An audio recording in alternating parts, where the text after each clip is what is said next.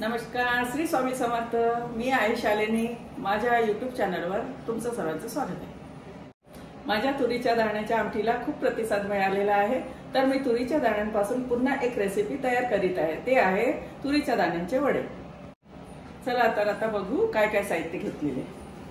हे 2 वाटी तुरीचे दाणे घेतलेले आहे, बडीशेप घेतलेली आहे, ओवा घेतलेला आहे, जिरे घेतलेले आहे, तीळ घेतलेली आहे आणि सांबार आणि हे मी ज्वारीचं पीठ घेतलेलं आहे आणि मिरची, सांबार, लसूण आणि अद्रक याच्यापासून बनवणार आहे पेस्ट तयार झालेली आहे। बघू तुरीच्या दाण्याला पण बारीक करायचं आहे। हे तुरीचे दाणे मी बारीक करून घेतलेले आहे मिक्सरला। दाणे बारीक करताना एक सावधानी घ्या की संपूर्ण दाणे बारीक झाले पाहिजे। एकही दाणा अख्खा असायला नको, नाहीतर मग काय होणार, जेव्हा आपण वडे तेलामध्ये तळू तेव्हा तो दाणा तेलामध्ये फुटू शकतो। आता आपण तेल गरम करायला ठेवूया। आता आपण ह्या वड्यांच्या पेस्ट मध्ये काय काय टाकणार आहोत ते बघूया। मी आधी मिक्स करत आहे कांद्याची पाले कांदे कारण ते विसरलेले होते मी, आणि ही चटणी टाकत आहे। परत एक चम्मच सोप टाकत आहे, 1 चम्मच ओवा टाकत आहे, 1 चम्मच जिरा टाकत आहे आणि 1 चम्मच तीळ टाकत आहे। आता आपण सांबार टाकत आहोत। आता मी मीठ टाकत आहे, स्वादानुसार मीठ टाकलेलं आहे। आता टाकत आहे हळद 1 चम्मच आणि लाल तिखट टाकत आहे अर्धा चम्मच, अर्धा ते थोडंसं टाकत आहे। 1 चम्मच धनेपूड टाकत आहे आणि सगळे धन्याचा पूड टाकत आहे। ज्वारीचं पीठ टाकत आहे मी, लागेल तेवढंच टाकत आहे।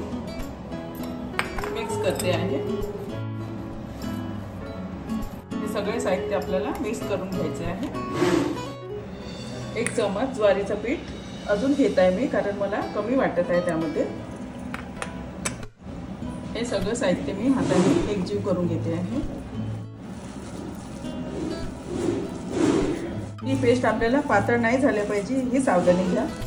हा डो असा बनला पाहिजे की आपल्याला वडे असे बनवता आले पाहिजे। आपले वडे क्रिस्पी झाले पाहिजे, म्हणून आपण 2 चम्मच तेल सोडत आहोत। 2 चम्मच तेल टाकल्यानंतर आपण परत मळून घेत आहोत आणि चमच्यानेच हलवत राहा। याला पेस्ट मिक्स करा, कारण हात वगैरे जळण्याची भीती राहते। आपण एका प्लेटवर तेल लावून ठेवायचं आहे, कारण वडे ठेवता वेळेस ते चिकटू नये म्हणून। तर मी हे बनलेले असे वडे ठेवत आहे। अशा प्रकारे आपल्याला वडे तयार करून ठेवायचे आहे।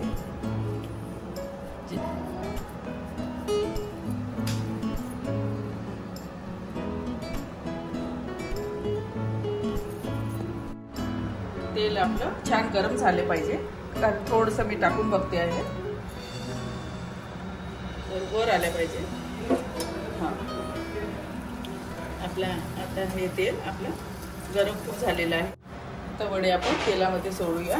एका साईडने छान फ्राय होऊ द्यायचे, नंतर त्याला पलटवायचे। आता याला पलटवून घ्या। बघा, हे वडे दोन्ही साईडने लालसर होईपर्यंत फ्राय करून घ्या। गोल्डन झालेले आता काढून घ्यायचे आहे प्लेट।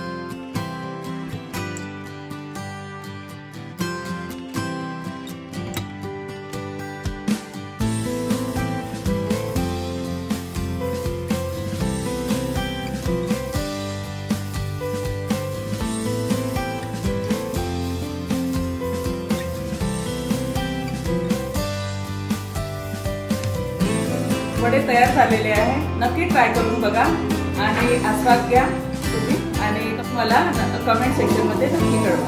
चॅनलला लाईक करा, सबस्क्राईब करा आणि शेअर करा. धन्यवाद.